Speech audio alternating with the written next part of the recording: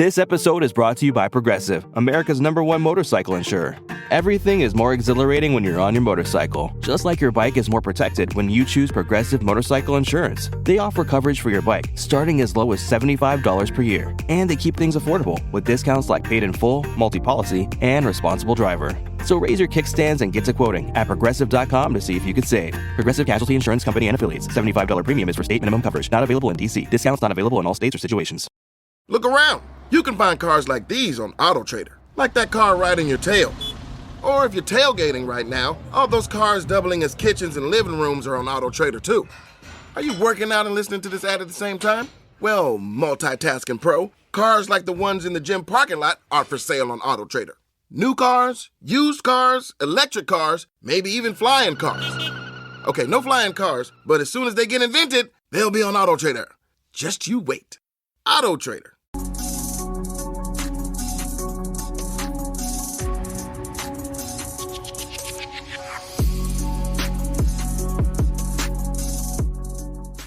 And Rick. What's cracking? Man, killing, man. Global heat wave going on right now, man. And trying to dodge the musty allegations, Yeah, this is musty ball sack season for real. So.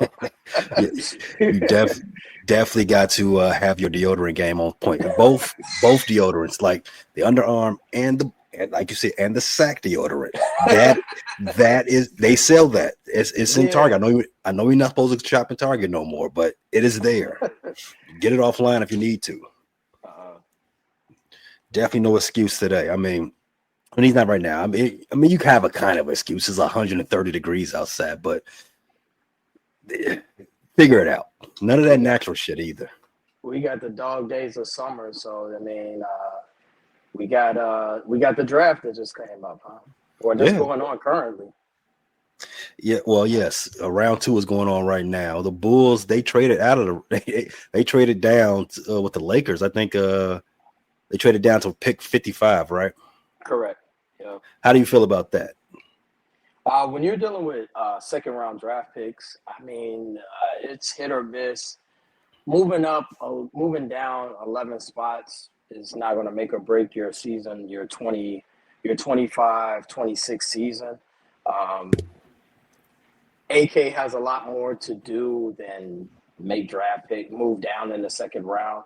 I mean, but we'll see. I mean, more than likely, that draft pick will definitely be G League worthy, playing for the Windy City Bulls. We'll see what it pans out. Or maybe they are going to package it off for something. I don't know. I'm not optimistic in that regards.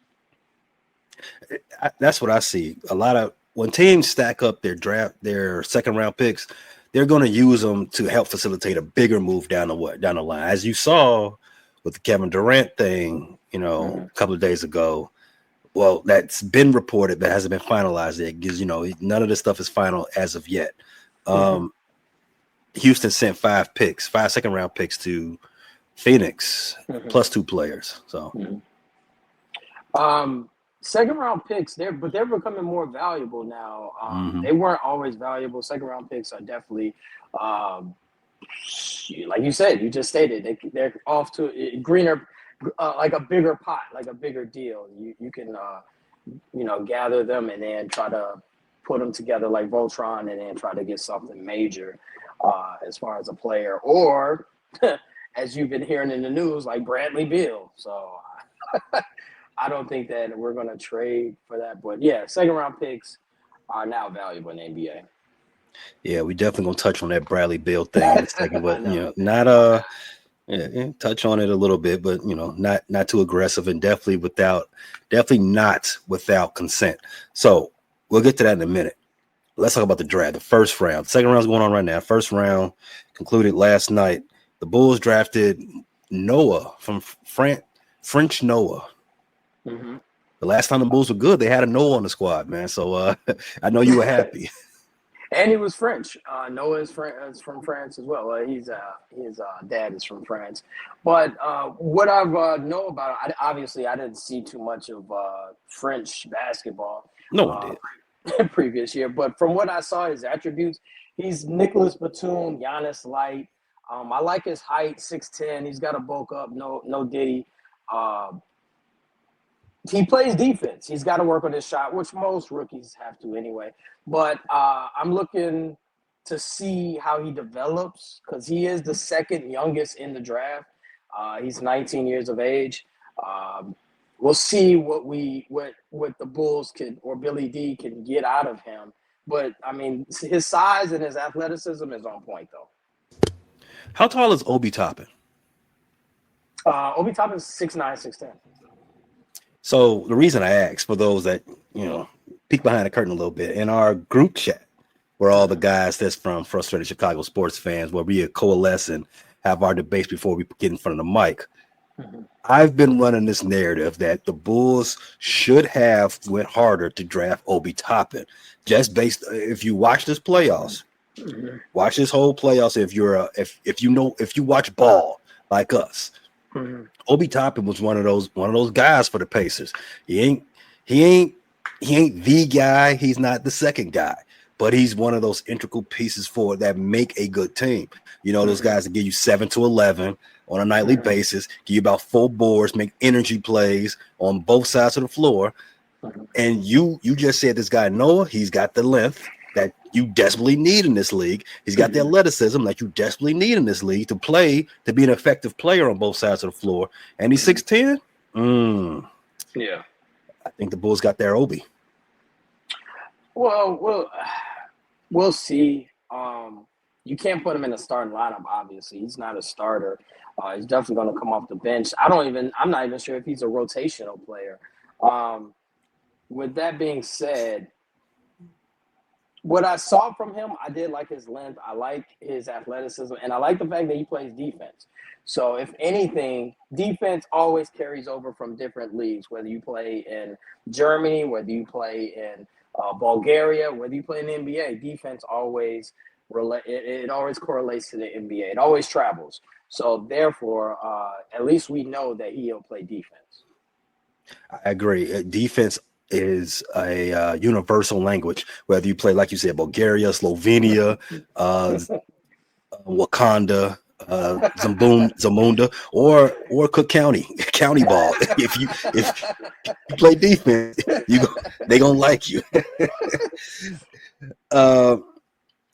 So based on this draft pick and what the Bulls did last year and what's coming out of the Berto Center with their AKME, they're preaching patience. So I don't know if you feel any differently about it, but do you feel any differently about this pick and how you felt last year when they took Montas? Montas, there was a little bit of there was some smoke there as far as he could have been the number 1 pick the year prior. So Montas was looked at he was looked at as a lottery, like a top 3 pick before the year before. So I would hear that, and they were saying that how well he was, and that he was a good ball handler, and he was he had the length, he had the defense, he had the athleticism. With this pick, it definitely looks like this kid, is very athletic, and it's another wing guy. And as you well know, the NBA is harping on wings, 3-and-D guys, or athletes that know how to, do transitional offense, good in transitional defense, good closeouts. So if anything, worse comes to worse, this guy, Noah, this draft pick, it seems as if he's a athlete, so to speak, and that's what we need on the Bulls, are athletes. Vooch is not an athlete in the front court. Yeah, I won't bring it back to Obi Toppin. So one of the things in my role as the EP on the channels, right, I try to push you all in certain directions. Right. I don't try to put words in your mouth. No pause. But I try to help you all see what I think would be interesting conversational points, right? One of them was how the Bulls match up with Cleveland if they were to make the playoffs in a 1-versus-8 scenario. The reason why I thought that'd be, obviously for good banter on our Central Division show, right? But another reason, because I had noticed the Pacers a long time ago. And what I noticed about the Pacers and the Bulls is they play very similar.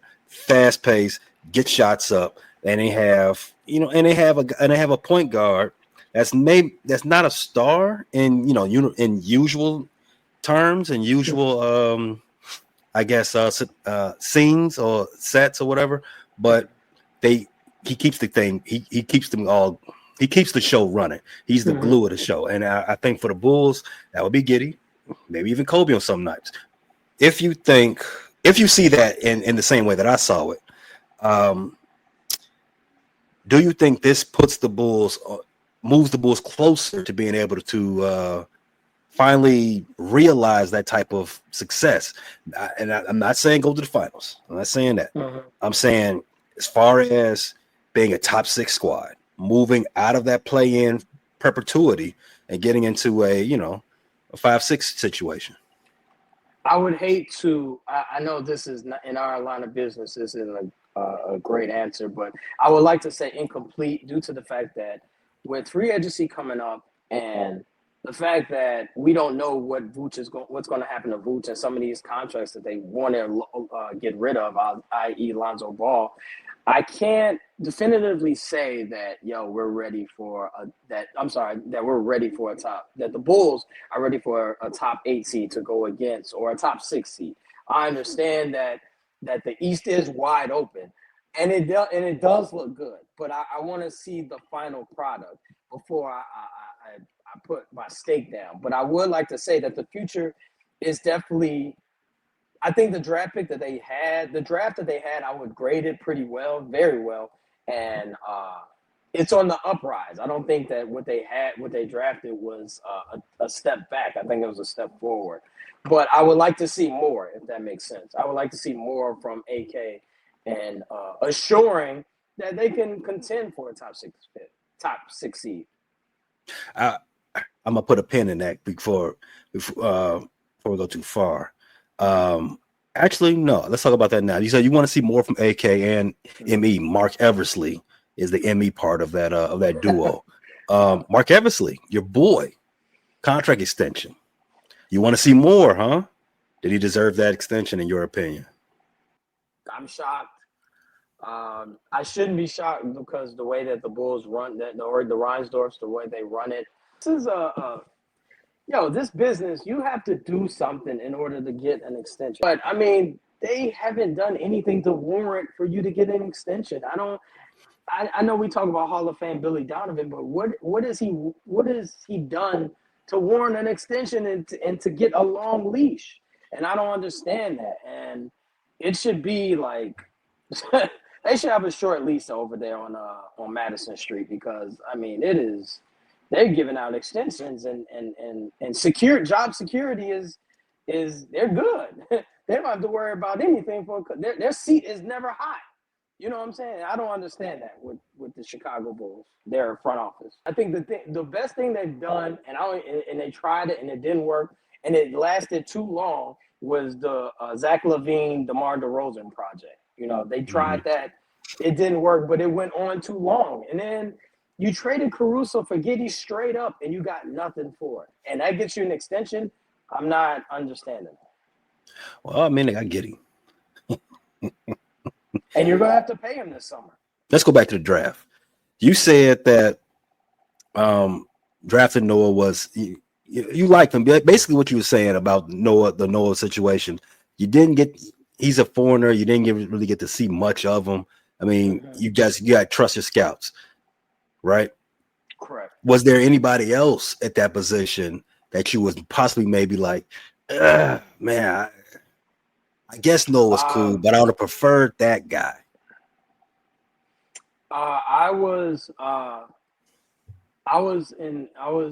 intrigued by Carter Bryant. I loved his athleticism. I loved his height, his wingspan.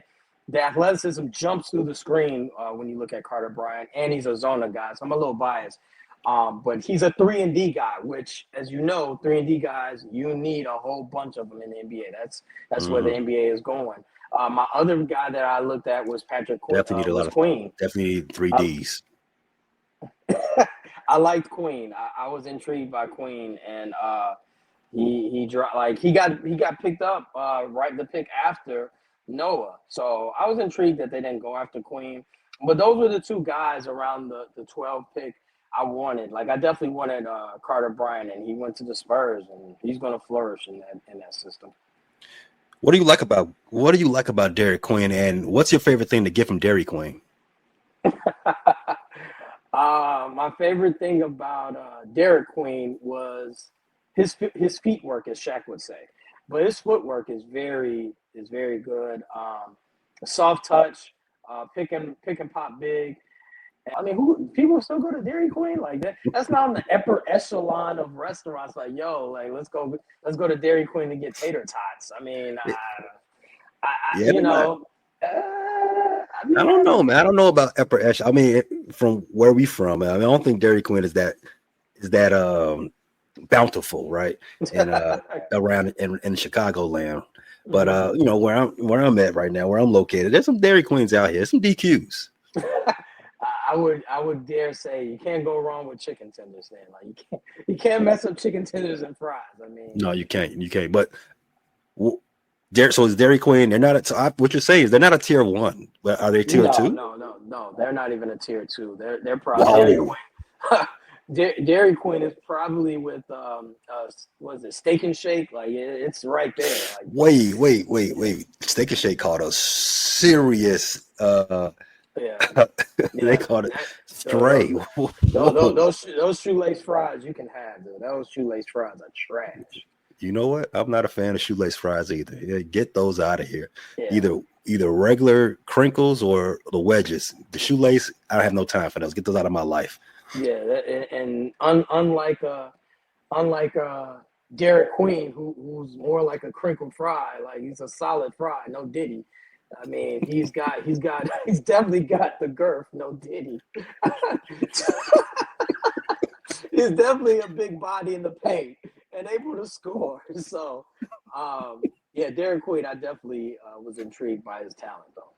He'd have been an easy plug and play, right? Get Vooch out of here, put Derek Queen right in the mix, right? Yeah. I can see how that goes. Mm-hmm. All right. What else about the draft? Non-Bulls related. Were you intrigued by? Ace Bailey. He came off as a spoiled brat. He turned down team workouts. He told them that he didn't want to play for the Jazz and some other teams, and he told the league, he basically said, I don't want to play in this league except for one place. Yeah, and that's, you got to appreciate the position that you're in. No Diddy. I mean, to be afforded to have your name called. I mean, first of all, if he would have went to the workouts, he might have been moved up. He might have gotten to number 3. He might have been. But that goes to show you that, like, yo, don't poo-poo on other people on the city. Go to the workout. Do the workout. Do the work. Go to the workout. I mean, you don't have a name yet. You haven't scored one NBA basket, and you're making demands. So Ace Bailey definitely took over for a bad reason for the draft.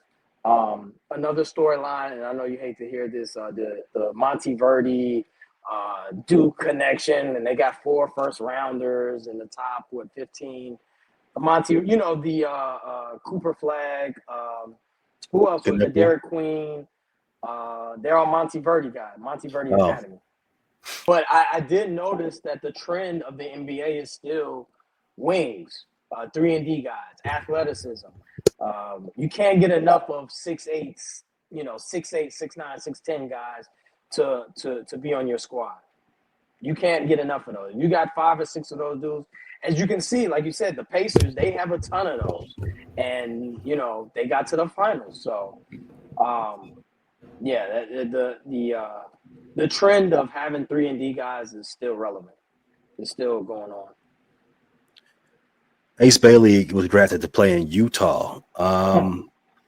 You think the Bulls have a shot at? You think the Bulls should be on the phone? I've been hearing the Bulls has been very aggressive so far in this early offseason with on the phones, trying to get their, get in where they fit in as far as making trades, right? Obviously, they've struck out at this point. They haven't made anything happen.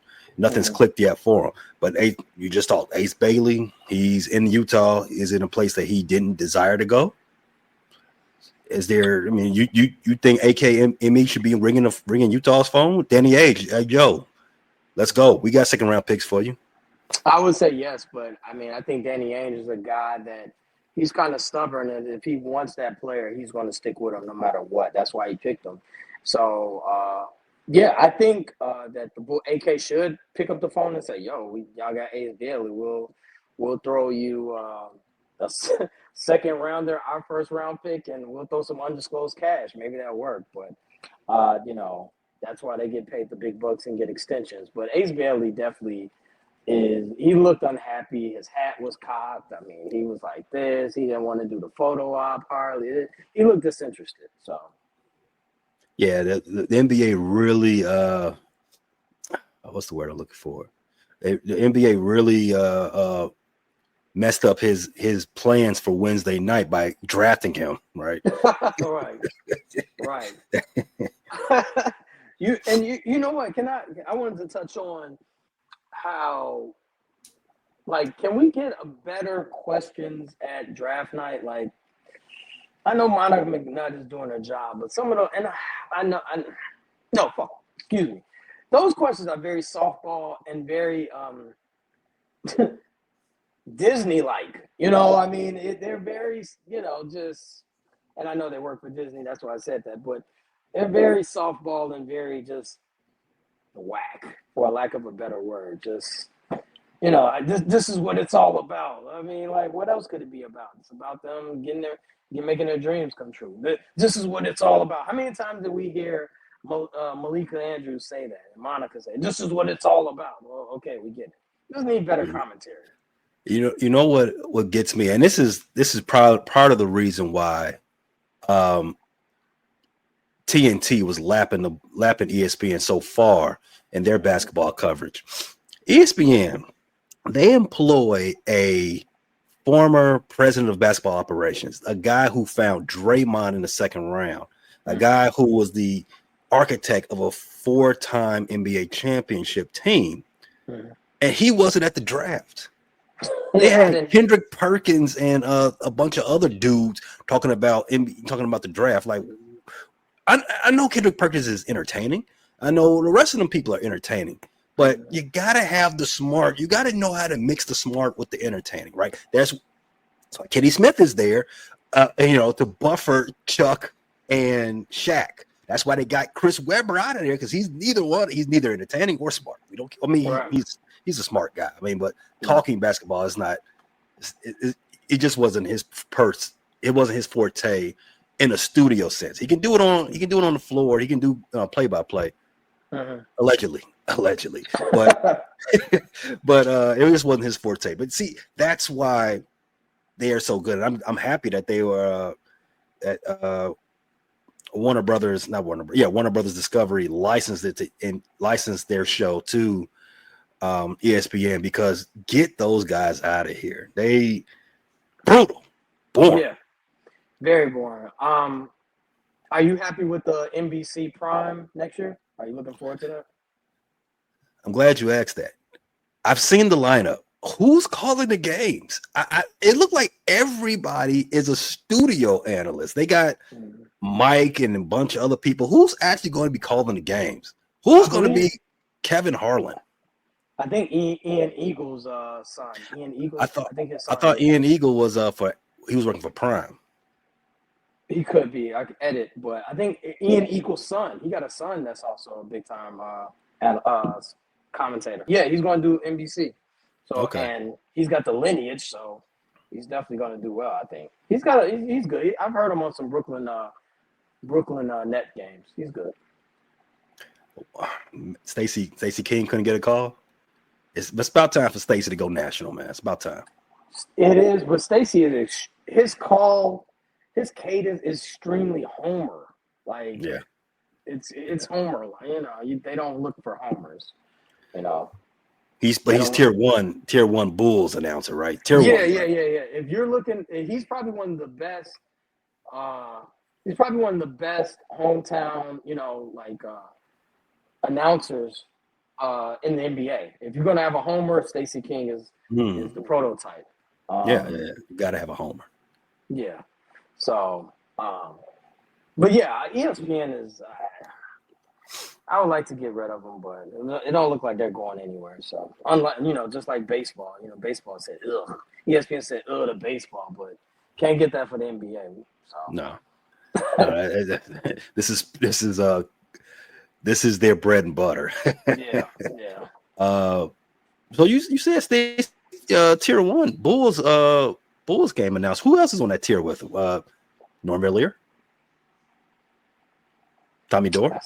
That's a good one. Walt Clyde Frazier, and Breen. They're New York Knicks. That's tier 1. No love for Red Kerr, huh? Oh, you talk. You want to go Chicago? My fault. I thought you were talking about NBA. Red Kerr, Johnny Red Kerr, Stace, no order. Man, you hit me with this one. Tommy Dorr? I didn't like Tommy Dorr. I couldn't stand him. I was waiting. He was so boring. Yeah, I didn't like. I do like he retired. He made Derrick Rose. He used to make Derrick Rose sound good. Canadian guy, Neil Funk. Neil Funk. I like Neil Funk. Yeah, Neil Funk is good. Yeah, Neil Funk is good. But yeah, getting back to your draft. So all of those guys are tier 1? Nah. It goes Stace and Neil Funk. Chuck Swirsky is tier 2. Okay. Jim Durham. Jim Durham's a good one. But we all agree. Y'all agree. Tom Dorr is the Judd Bushler of Bulls calling Bulls games. Dude, they had Bob Costas for Bulls in 1979-80. That wasn't that a playoff team? 79-80. I know it was before Jordan. Yeah, Neil Funk. That's why Neil Funk. I didn't like Tom Dorr. Wayne Larrivee, I didn't really care for him. Yeah, I didn't care about it. Shout out to WGN though. Yeah, he's a Packer announcer now. What? Wayne Larrivee? Oh no, I didn't. That ruined my day. He's the play-by-play for Packer games. Wayne, we gotta have a talk. We gotta have a talk, Wayne, because that's unacceptable. It's unacceptable. That's like leaving the Cubs to go call Brewers games. That's a step down. But isn't that no different than you being a Cub and then getting traded or signing with the Cardinals? I mean, but we've seen it. We've seen that particular thing so much that it's kind of like whatever.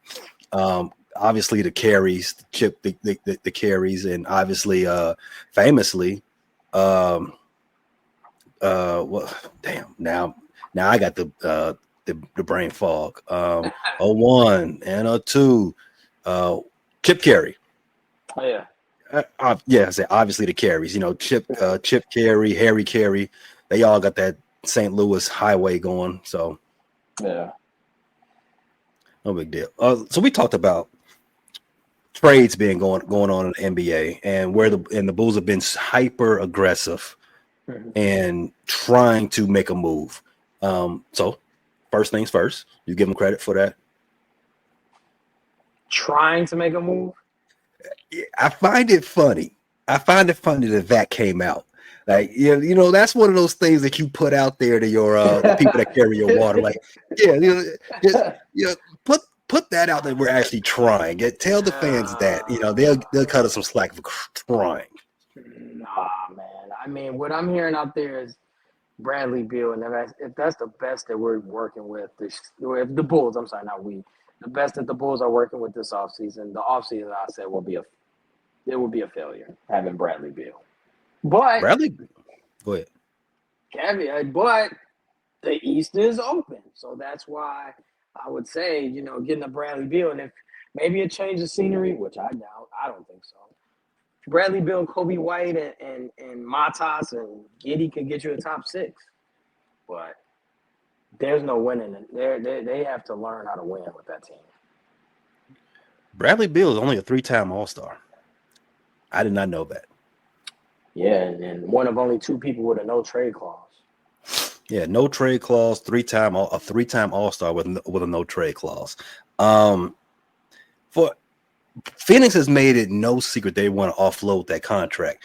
Mm-hmm. If the Bulls were actual and from all news, let me not say newsbreakers that I pay attention to, they're saying that the Bulls are top of the list as a landing spot for Bradley Beal. What are the Bulls? Other than Bradley Beal, they got to get something else back, right? Because you got to take that contract. I don't think Bradley Beal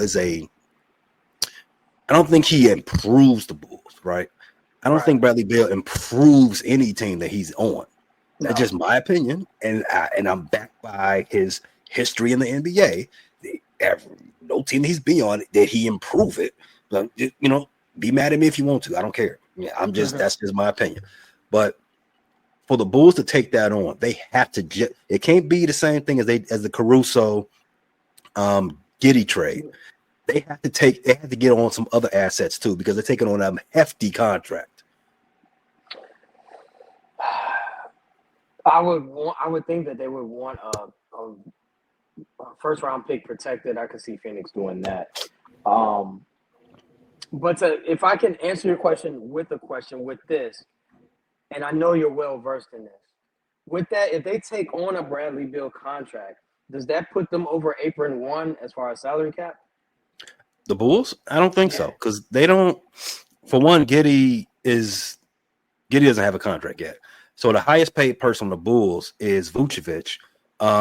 He's getting paid 25, if I'm not mistaken. But you're gonna have to pay Giddey what 30 mil this summer? You're gonna have to pay Giddey 30 mil, and you're gonna have to re-sign Kobe.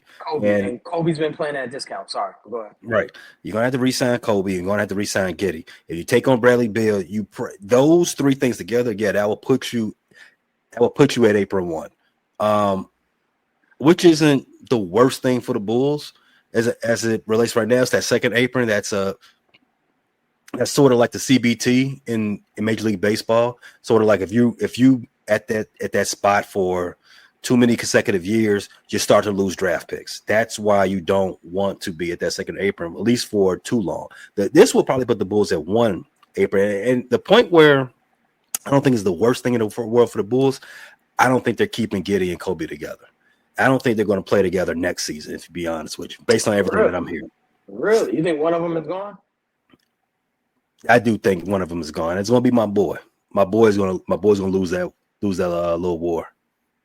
My boy Kobe. Yeah, and it makes perfect sense, right? There's no reason to pay. You're going to end up having to pay Giddey upwards of $30 million. The re-sign value for Kobe is going to be probably in that same market. So you're talking about possibly $70 million a season for 2 guys that A, can't get you to the playoffs, and B, ain't even getting in the All-Star game. Right. I don't think that's good business. And if AK and me are worth their weight in salt, I think they understand that as well. That's giving them too much credit, right? That's giving them a lot of credit. For me, that that's not what I do. Right. I think if you go that route with the Bradley Beal route, and you go with the Beal and Giddey and Matas, you still need a big. That's if we keep Vooch. I'm assuming we keep Vooch. The Bulls keep Vooch. It's formidable. It's definitely formidable. It's definitely formidable in this East. So, I'm interested to see what they do as far as with the. I'm always going to watch closely, but I'm definitely watching closely what they're going to do with the tandem of Giddey and White. Because, like you said, $70 million for 2 guys that get you in the play-in, that ain't going to cut it, and that's not cost effective. No, even with the cap going up next season, it's not good enough. But would you do this? Would you trade Beal and Vooch straight up with the pick? Because Phoenix they're not really pick rich. They did just get allegedly. Mark Williams. Yeah, there's Mark Williams too, but they did just get 5 picks for Kevin Durant again, allegedly. They do have 7 years in the future. You could get one of their first. Would you take? What would you do? No, in fact, scratch that. Would you do Vooch for Bradley Beal straight up? As much I would do that trade, but I don't think they already got bigs.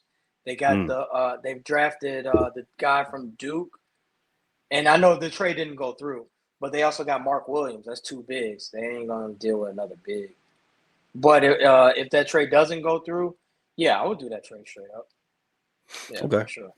I would do that. I mean, Vooch is what he is, and Bradley Beal. At least Vooch is definitely what he is. But Bradley Beal, you can hope to start something, kickstart him, and hopefully he can be a little bit better than what he's been the past couple of years. Maybe you get that 25 points a game, Bradley Beal. All right, let's keep it on the free agency. The Bulls have been aggressive with their phones, burning up the dial pad is what they tell me. But other teams have been successful. Celtics have offloaded. They're almost underneath. They're one move away from being underneath the luxury tax all the way. Houston has made moves, obviously, with Phoenix. Who else? Portland has made an acquisition. There's been some movement. Again, none of this stuff is set in stone yet because it's still too early. But the stuff is out there. What is any of these moves? What move has you liked the most? The move that I've liked the most, and we debated about this. I know this might be the obvious one to people, but I do like that Kevin Durant move. I like the Kevin Durant move because you're getting, and I know he's a declining star. Like, he's not Kevin Durant of OKC years, but you're still getting a guy that you need a bucket in the playoffs. He knows how to win, and you don't need him to be a leader necessarily. You got rid of Jalen Green, who hasn't figured it all yet, hasn't, put his game together, and you're getting Houston making that trade and saying, "Yo, I'm ready to go for the Larry O'Brien." Whereas if you would have stayed the Jalen Green route, you're still waiting on him to develop and become a better player. You didn't lose much in the Kevin Durant trade, being that you gave up 5 second-rounders and you gave up Jalen Green, Dylan Brooks in a number 10 pick, which is the going rate for a guy of that magnitude. So I really like that trade, that Kevin Durant trade. That was a good trade for Houston. Bad trade for Phoenix. I disagree. I think they gave up. I do think they gave up a lot for a decline. All athletes are a depreciating asset. I don't just put that to the side. For Kevin Durant, who is a declining star, his star is not at his apex anymore. He's not a guy who can get you a bucket in the playoffs and we saw it in Brooklyn. Brooklyn needed a bucket in the playoffs. Did he get it? He did not. And then you said they don't need him to be the star. Who is the star? No. They don't need him to be I'm sorry.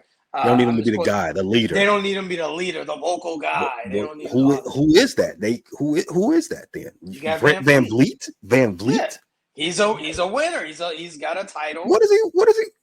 Was he on that team? Yes, he's on the Raptors. And you got Udoka. That's culture. Y'all, you love the word culture. Udoka has culture. He's a defensive mind, and he's respected by – dude, Udoka's respected, except by Nia Long. But that's neither here nor there. That's exactly. that ain't the culture I'm following. I'm not. If you cheated on Nia Long, I'm not listening to nothing you got to say, bro. But Kevin Durant, and we went back and forth on this. Kevin Durant is a very coachable guy. He just wants to hoop, and he's a plug and play. That's all he is. You put him wherever he's going. Dude, guarantee Kevin Durant's going to get you 25, 6, and 5. You can book it. Though everything you said right there was true. He is plug and play. He is coachable, unless you ask certain coaches in his background. And yes, he is certified 25, 5-5. All of that is true. But you gave up 35 points a night. You gave up defense. You gave up ascending players. Kevin Durant is no longer ascending. I mean, that to me, it was a move that didn't necessarily need to be made by that team. And if they were going to get that player, they didn't need to. They overpaid for him. Jalen Green, do you think that he'll ever turn the ignition on, the light on in his game? Why would I think he wouldn't? The only thing he's done that was kind of dumb in my mind was, well, edit. I'm not going to even say it. I'm not even going to say it. There's no reason to think that Jalen Green he's reached his ceiling. He's 22 years old or 23 years old. He's averaged 21 last year. What was it? 4 and 3. He disappeared. Yeah, but that was his first playoff performance, right? I mean, we're throwing guys away for their first playoff performance. Point. I mean, valid point. I mean, that whole team, in my opinion, wherever they go this year with Kevin Durant, they would have got there that same way by letting this team mature together. They got Twin, who's their defensive all-star. They got Dylan Brooks, who's their bully, their bodyguard. Jalen Green is probably their best scorer, because I don't believe in Fred VanVleet.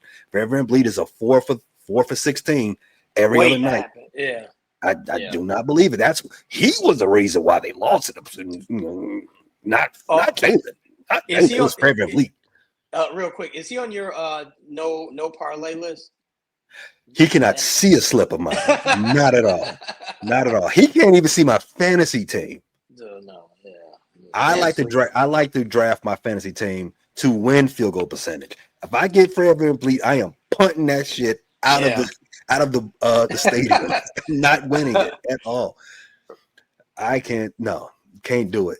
So I think some of the Jalen Green, and I'm gonna call it bashing, because I've been defending him ever since this trade was announced. Like, man, it wasn't him. It was Fred, the guy, the veteran. It was Fred VanVleet who was shooting them out of games. And if you're playing Golden State, even this version of Golden State, you can't shoot yourself out of a game. Mm-hmm. Yeah, and Kevin Durant is going to bring you buckets. And I understand that Jalen Green didn't perform in his first for real playoff, but Kevin Durant is going to perform next playoff season. If you need a bucket, Kevin Durant. Now, what I worry about, what you didn't bring up, is his injury history. With that being him older, he's not gonna play 72 games. It's gonna be like 58 even though he did play 75 this past season, and that was So you speak about this with the Achilles injuries.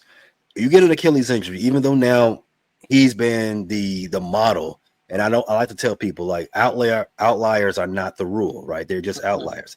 He's been the model, like, you can continue having a successful career after the Achilles pop. But you know what you do get with Achilles injuries? Consistent injuries. And he's been consistently injured, like you stated, ever since that. And in fact, that's been his thing his whole career. He's had leg injury after leg injury his whole career, even before the Achilles. Even though last year he played, like I said, played 75 games. The year before he played 62, which is a respectable number. Even those games, even though you got to look at those games side-eye, because it's like, it's a time bomb. You know what I'm saying? So yeah. I just think that Houston, they were already on the upward trajectory. And I just think they took a swing that they didn't have to take with Kevin Durant. It wasn't like they was now or never with them. They're like, we didn't need to do this. Yeah, I will say they sped up their timeline. They definitely said, "All right, we're trying to win this now." Like, it's only a 1-year deal. It's an Aaron Rodgers deal. I mean, now what are you going to do after that? Because you're not winning the title. He's going to. I think he's going to sign. They're offering 2 for 112. 2 years, 112. But that's his last. Is that his last payday if he gets that? Yeah. That's he signed that. That'll put him 39 years old when at the end of that. He done. Yeah, right. That's a wrap. Kyrie's a wrap. That's his last payday too. Speaking of Kyrie, I kind of like that. That's probably been my favorite move so far this offseason. Kyrie, for one, because even though it's an easy smart play, you gotta when you get in your last year your deal, you gotta get the extension, even if you take a pay cut. Because he's going to get 43, 100 and whatever he got, 100 was it 115 is more than 43. I may take a pay cut on the AAV, but so what? I have 100. I have 100 more million guaranteed than I did before. So that's easy math, right? But the part that's funny to me is he just blew his knee out, and he was able to do this early in the offseason. Why? Because they got Nico bent over a chair. Yeah. Nico did all that stuff. He can't let Kyrie go. He can't. No. That's the funniest thing to me because trading Luka, as outrageous as that is, for always down Anthony Davis. Shout out to him. I love him, but he is always on the ground. Kyrie Irving, always out of the game himself. It was the boldest of moves. So you got because you did it, you have to stay 10 toes down with it. Yeah, you do. Another and you always in the back room, I want to switch it up real quick. You always make fun of the Bulls. Are the New York Knicks? Yeah, are the Knicks an easy target? Aren't they a clown show?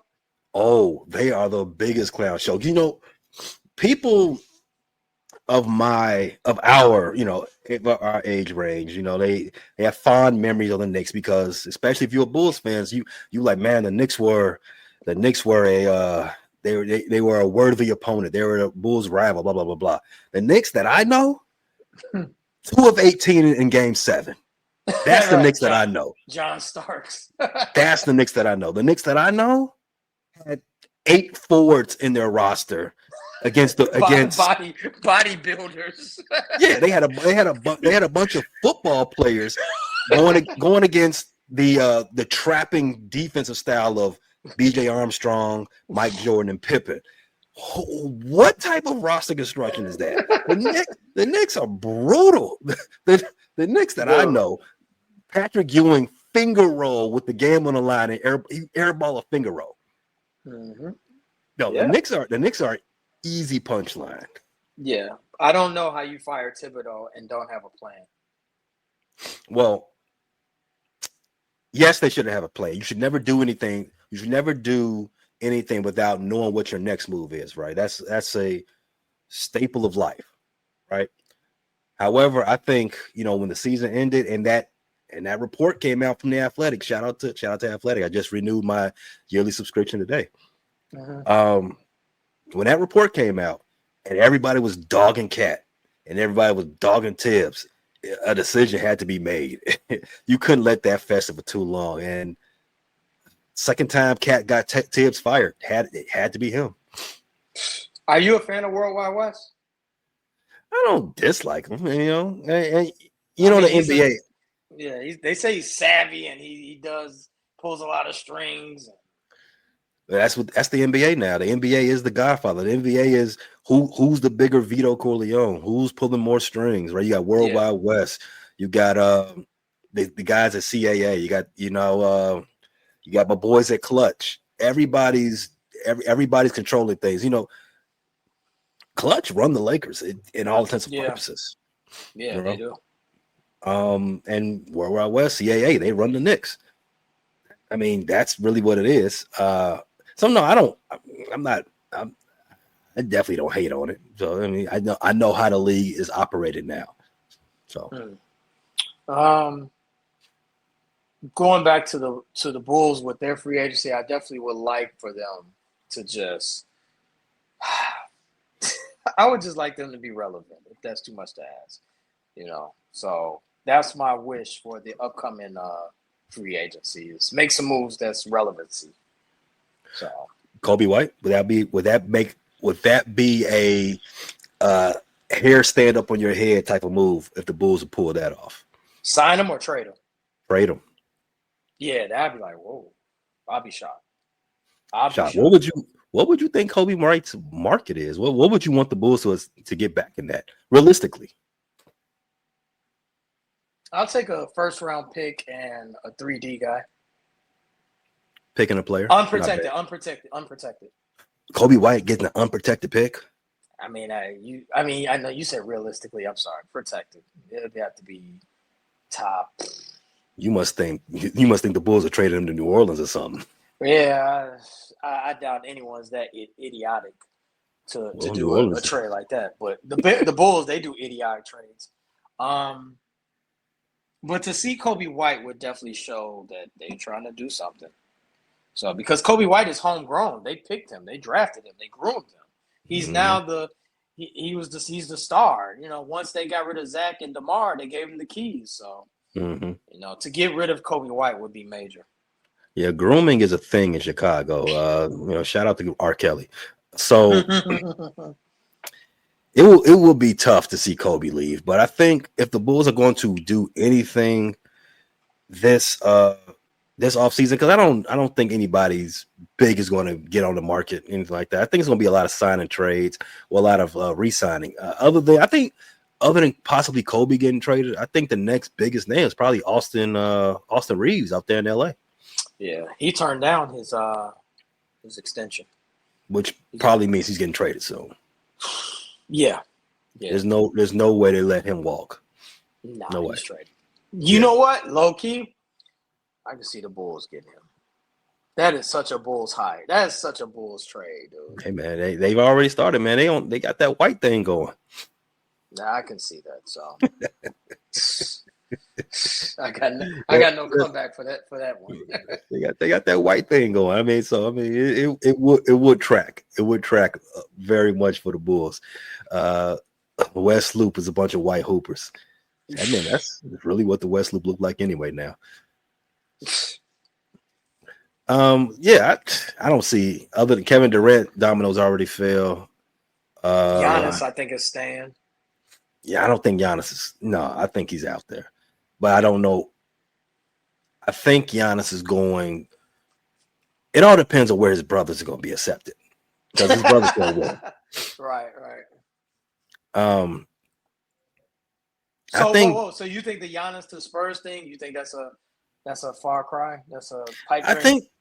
I don't know if I necessarily believe it's a pipe dream, because I think, and this is me be unaware, because I don't know Wemby's health situation right now, right? I think it all depends on that. They would push the chips in for, if Wemby's ready to go, I can see them going all in for Giannis, but I don't know if Giannis wants to do that. I think Giannis wants to go somewhere where it's already like, you know, we're already in the fast lane. We're ready. We just need one more guy. And not the Lakers, because I think the Lakers got their eyes set on Bam Adebayo, which means Miami's blowing it up. Culture. Yeah.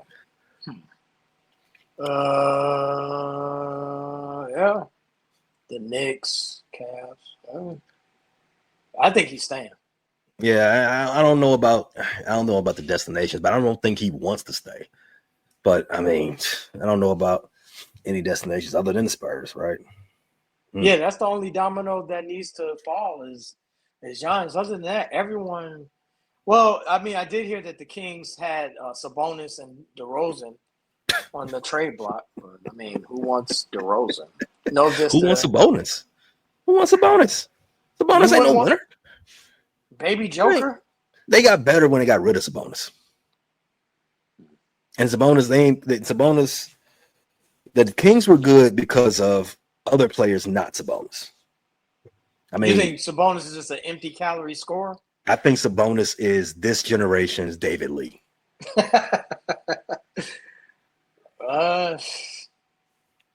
They're both white. Yeah, I mean, yeah. There you go. There you go. You know, white hoopers is in now. Shout out to the Bulls. And they're both left-handed, so yeah. Well, David Lee, I mean, he went to the Golden. Well, did he win with Golden State? Yes. Yeah, he did. He was there on the first roster, I think. Yeah. Yeah, Sports Life and Hip Hop. Check us out. Shot City Bulletin. We always on here. It's been a good NBA run. Y'all have a good summer out there. Hopefully free agency picks up. But if not, we'll see you guys back in September. See you, Red. Thanks for listening to this latest episode from the Frustrated Chicago Sports Fan Channel. Don't matter if you listen to this on Apple Podcasts or Spotify or watch it on Twitch or YouTube.